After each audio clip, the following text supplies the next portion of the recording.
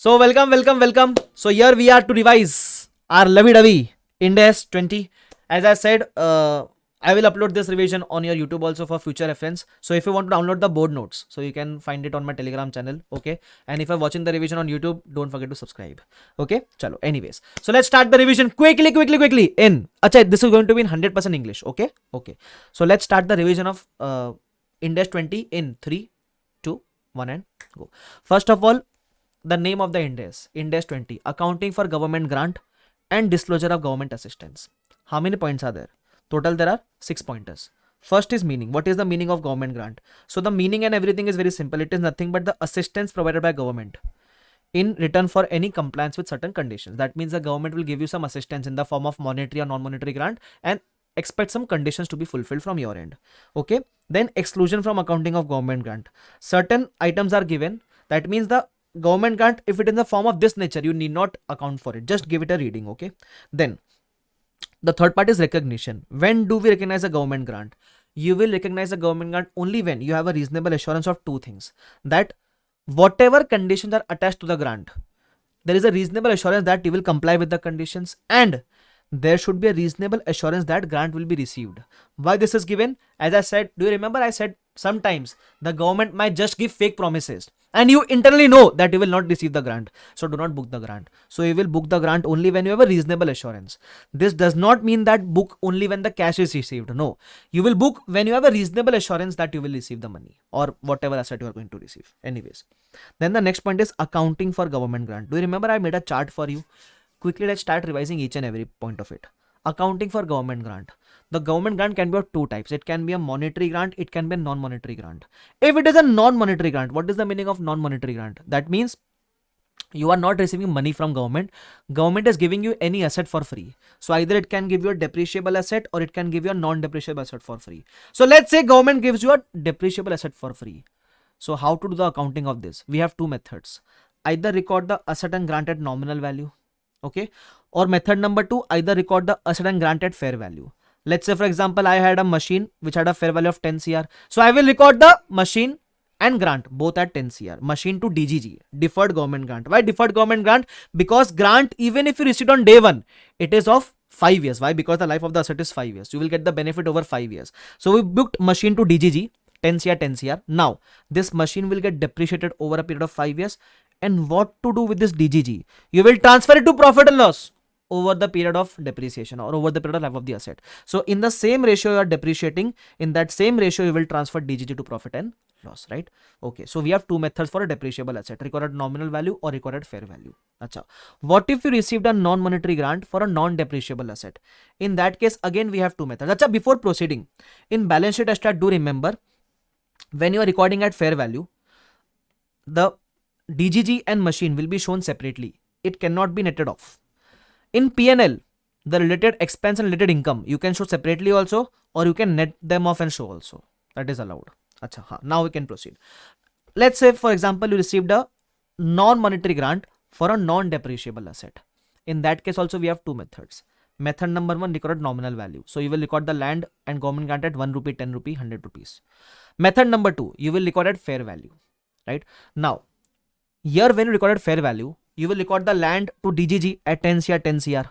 Unlike depreciable asset, here land is not getting depreciated. So now the question comes, in what ratio this DGG will be transferred to profit and loss? Because in case of depreciable asset, we were transferring DGG to profit and loss over the life of the asset.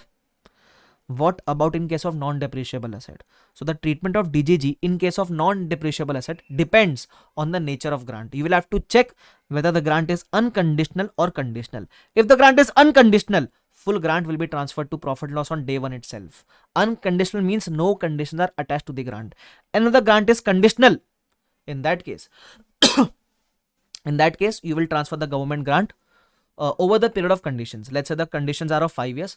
So you will transfer the grant over a period of 5 years. Simple. Let's proceed. This was non-monetary grant. Okay, simple. Now let's discuss about monetary grant. Monetary grant means government gave you the grant in cash format. Okay, so it can be for a depreciable asset, it can be for a non-depreciable asset, or it can also be to reimburse any expenditure incurred. So let's say for example you received a grant for a depreciable asset. What to do now? Because let's say example you had you bought a machine for 10 CR, you got a grant of only 3 CR. So there is no concept of nominal value here because you are not receiving the full grant. You are receiving only partial grant for the asset.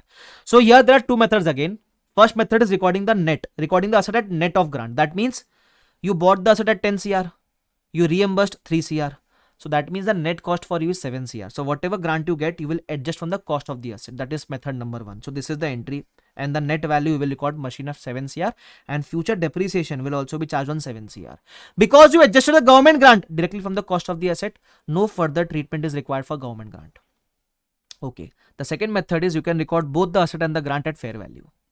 In this case, again, if you recorded fair value, machine recorded separately at 10 CR, government grant in the form of DGG recorded at 3 CR.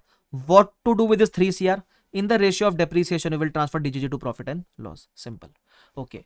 What if there is a monetary grant for a non-depreciable asset? Let's say you bought a land for 10 CR, government reimbursed 3 CR. Now what to do? Again, two methods. Method number 1, you can net the government grant from the cost of the asset.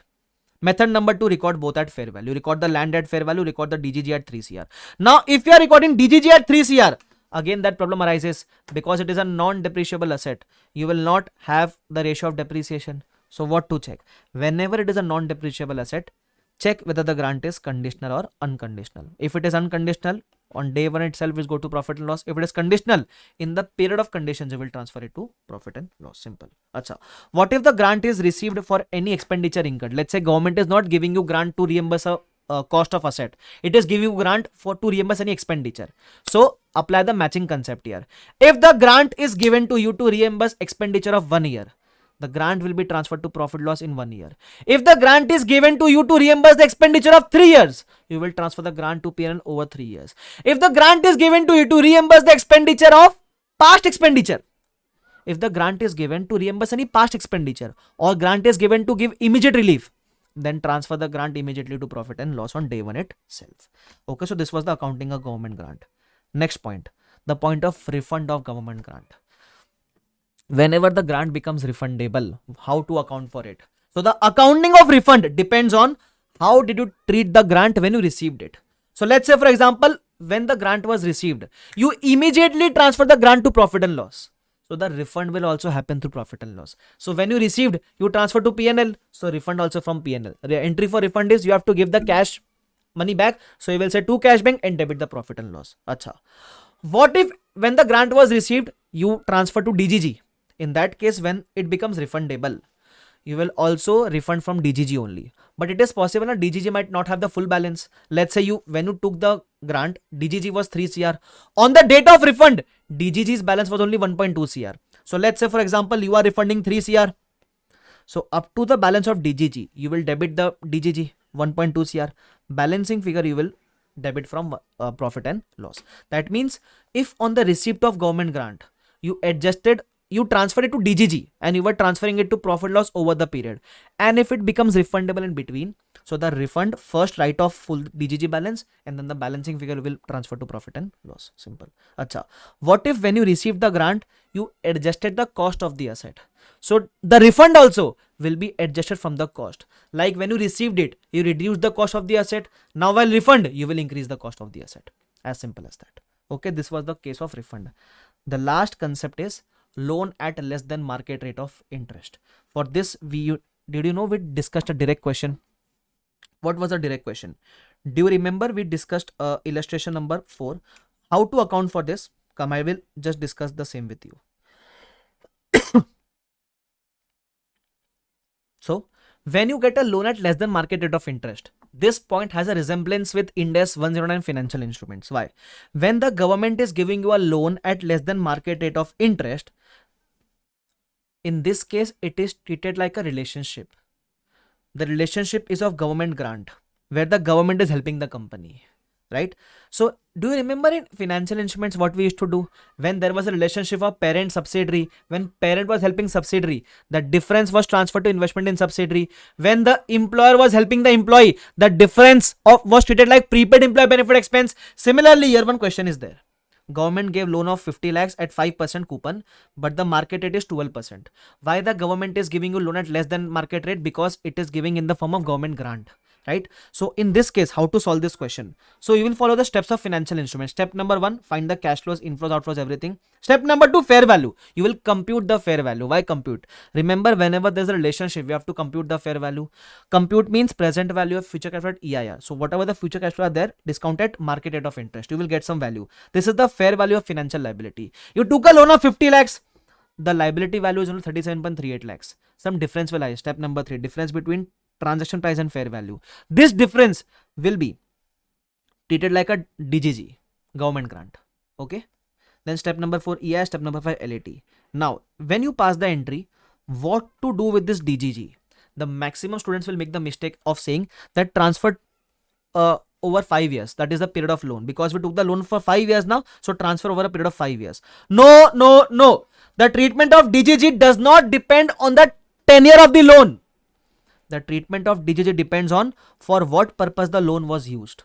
And for this, to understand this, we will also refer illustration number 5. That means if the loan was taken, let's say for example, you will have to don't check the tenure of the loan. Check for what purpose the loan funds were used. So let's say it is saying that first case, loan was used to fund the immediate relief. Loan is an immediate relief to measure the rescue enterprise. Relief measure to rescue the enterprise. That means the loan you took is an immediate relief. So whatever DGG is there, transfer to P&L on day 1 itself. Acha. What if the loan was taken to reimburse staff training expense for a period of 4 years? So transfer the DGG over a period of 4 years to profit and loss. Acha. What if the loan is to finance a depreciable asset? In that case, we have 2 treatments for DGG. First, whatever DGG is there, reduce from the cost of asset. Second, whatever DGG is there, you will book at fair value and transfer to P&L over the life of the asset. Simple. So do remember that DGG will not get transferred over the period of loan. Treatment depends on for what purpose the loan was used. Acha. Similar to this question, there was also question number 12, very same as 4 and 5. You can do in homework. But for this point, we also discussed one more question, and that was question number 5 of MTP RTP past paper. For this particular question, same.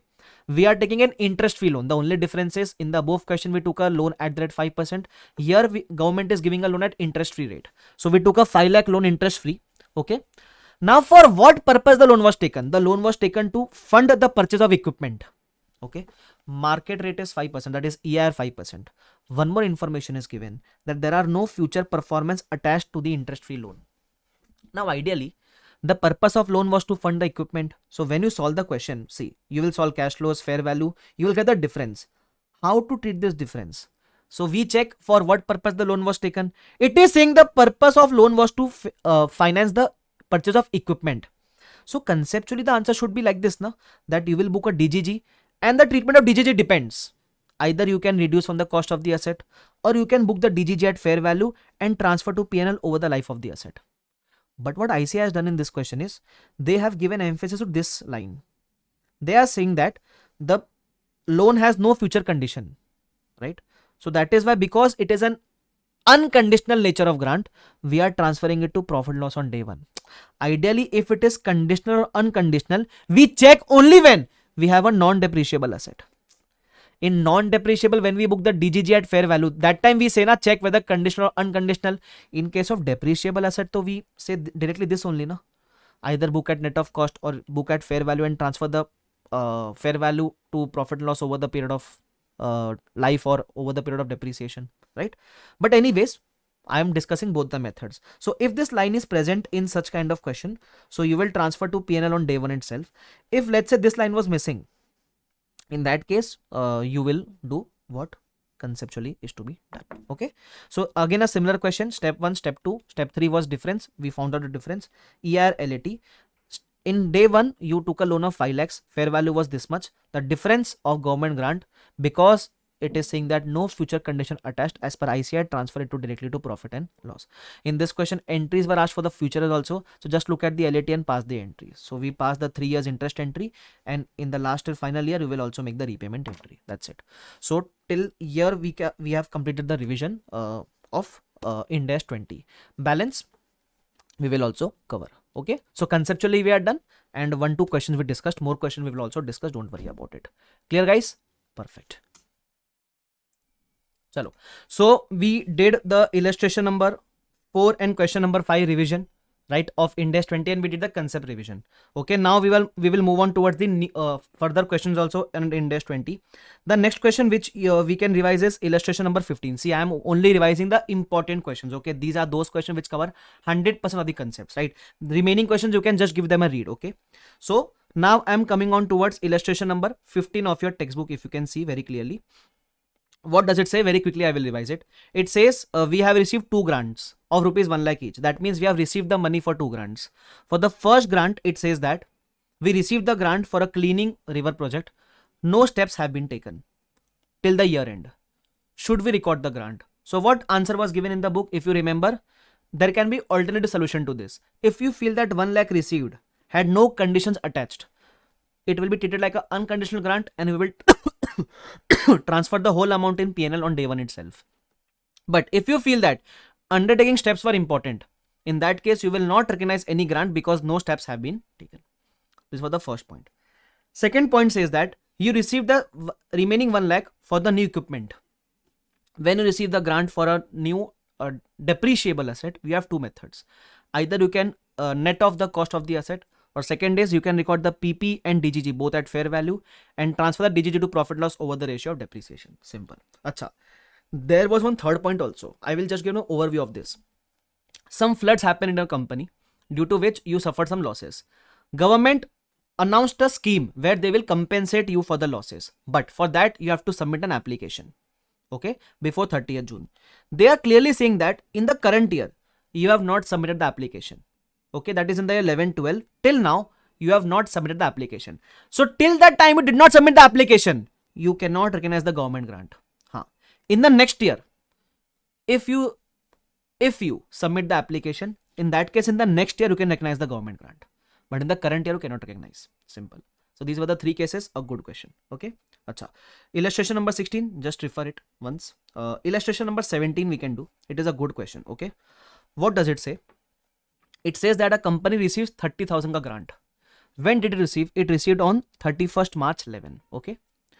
The grant is towards the cost of training. That means you have received this grant to reimburse the training cost. The training will last for 18 months. Okay. From 1st April 11. That means whatever grant you received, ideally you should book the grant within a period of 18 months. Okay. But extra information also given. Actual cost of training incurred in 11-12 was 50 and in 12-13 was 25,000. Okay.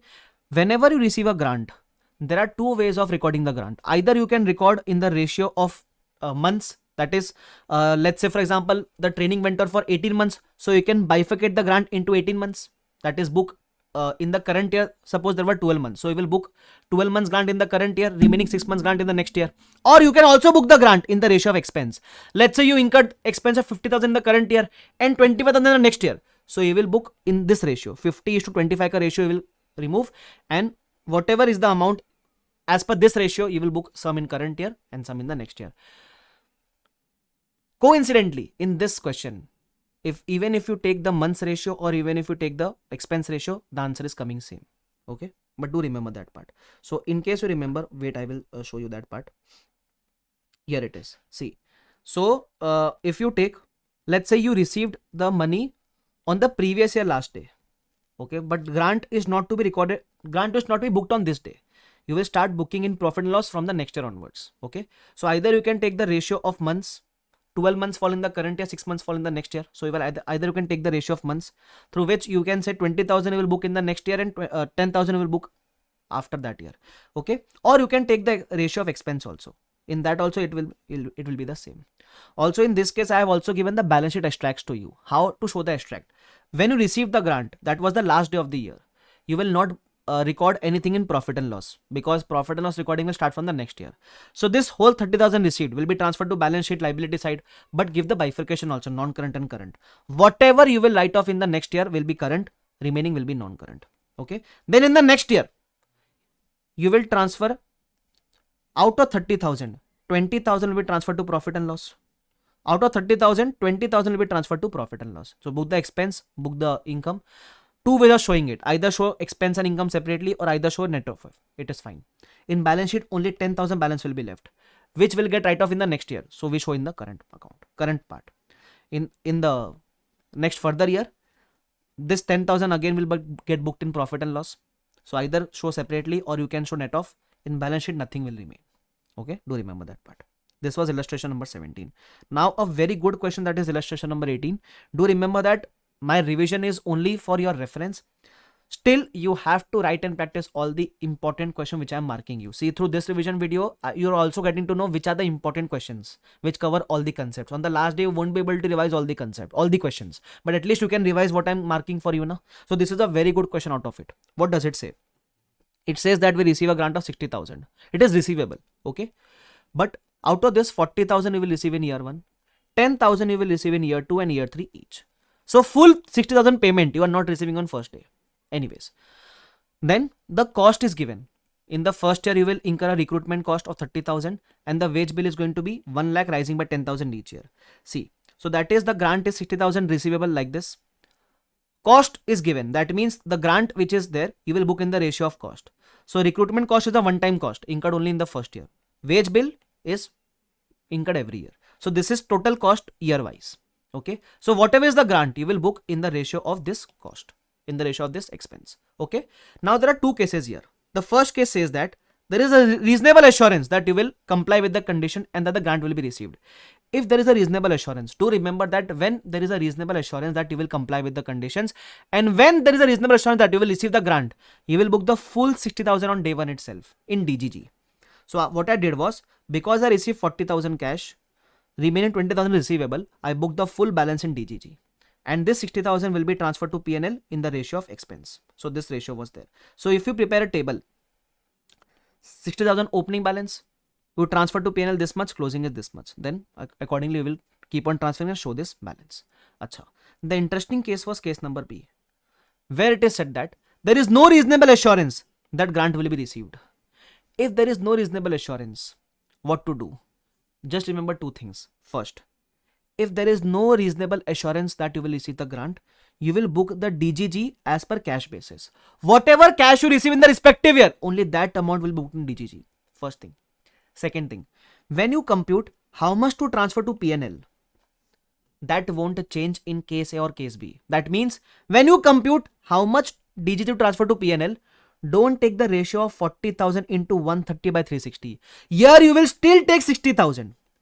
That means whether the grant is reasonably assured to be received or not will only change the amount of DGG. The balance of DGG getting transferred to profit loss won't change. This calculation will be the same in case A or case B, right? So if you see the table, only the DGG opening will change. Transfer to P&L is still the same like case A. Closing will change. In the next year, this closing will become opening. And can I say in the next year, you will receive more 10,000. So that will increase the balance of DGG. Okay. Then transfer to P&L won't change this. Then this closing will become opening. In third year, you will receive further 10,000. So the balance of DGG opening will increase. This is only happening in case B. In case A, because we booked directly 60,000 on first day, then there was no need to add on in the respective next years. Okay. Don't worry, I will upload this board notes on a Telegram also. Link is in the description. You can join the Telegram and download the notes also. Okay, don't worry about it. So this was illustration number 18. Then we have question number 1, a very good question. What does it say? We can see, quickly have a look at it. A Limited receive 1 acre of land. Once you receive a land for free, that is a non-monetary grant. And land is a non-depreciable asset. So you have two methods, either recorded nominal value or recorded fair value. If you recorded fair value, how will you transfer DGG to profit and loss? Because it is a land, it is non-depreciable asset. So you will have to check the conditions. If it is a conditional grant, you will book the DGG in profit and loss over the period of conditions. If it is unconditional, you will transfer to profit and loss on day 1. Okay, next point. If you took a loan at a concessional rate, okay, what for a plant, you took the loan at a concessional rate for a plant. That is, the purpose of loan is to buy the plant at a concession rate, right? So in that case, whatever difference is there between fair value of loan and TP will be DGG. What to do with this DGG? Because it was taken for a plant, either net off from the cost of plant, or you can record DGG at fair value and transfer the DGG to profit loss over the life of the asset. Okay, next point. You receive 25 lakhs for immediate relief. Transfer it to P&L immediately. Next point, fourth. You receive 10 lakhs for purchase of machinery costing 80 lakhs. That means you are getting a monetary grant for a depreciable asset. Can I say it is same? Either net off from the cost or book at fair value and transfer to P&L over the life of depreciation. Okay. Fifth point is, you are receiving a 25 lakh grant for research. the research will carry on for 2 years. That means they are reimbursing expense of 2 years. So transfer the DGG to profit loss over a period of 2 years. Simple, right? Done. Question number 2, you can just give a read. Question number 3 is very important. It is a good question. Let me tell you what is happening. In short, I will tell you. Government has announced a scheme where they will give an interest-free loan for 50% cost of the plant. Okay. So, but there are some conditions. If you violate the conditions, it becomes repayable. So whatever loan you take, you will have to repay the loan immediately if you violate it. And along with the amount of loan, you will also have to repay a penalty of 10 lakhs. Okay. Okay. So company took a loan of 25 lakhs. Market it was 12%, but company got this 25 lakhs for 0%. Okay. Now, and they are saying that whatever DGG you get, because you are taking an interest-free loan now, so some difference will arise in fair value of financial liability and transaction price. That difference will be DGG. What to do with that DGG? So ideally, because it was taken for a plant, it was taken for a depreciable asset. Either you can reduce from the cost of the asset, or you can book the DGG at fair value and transfer to PNL over the ratio of depreciation. It is saying that company choose the second method, that is booking the DGG at fair value and transfer into PNL in the ratio of depreciation. Okay. So this is going to happen. But what happened was, the loan was of 5 years. After the second year itself, company violated the conditions and the loan has become repayable. Now give the accounting. How to do the accounting for this question? It is very simple. Just remember that bifurcate this question into 2 parts. First, when you take the loan, the day 1 accounting of loan. So cash flow, fair value of FL, because there's a relationship government is giving you for interest free, you will find the fair value, compute the fair value.